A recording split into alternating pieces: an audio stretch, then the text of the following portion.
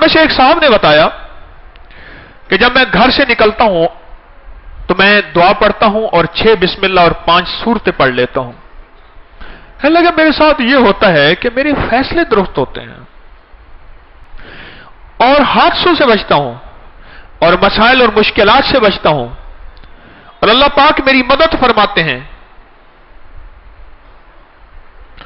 اور ایک اور صاحب کہنے لگے میں قربانی کے بکرے لینے گیا, لاہور کی منڈی میں نفسا نفسی تھی, نفسا نفسی افراتفری.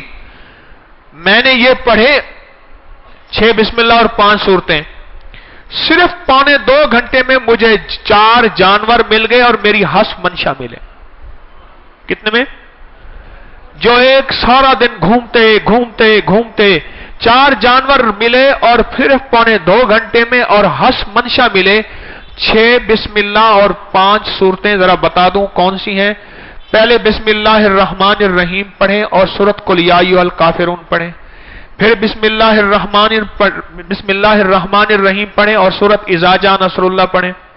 صرف سورت تبت یدا چھوڑنی ہے اور پھر بسم اللہ الرحمن الرحیم پڑھیں, قل هو اللہ, بسم اللہ فلق, بسم اللہ ناس, سورت الناس اور آخر میں پھر بسم اللہ. یہ 6 بسم اللہ اور 5 صورتیں ہو گئی یا نہ ہوئی؟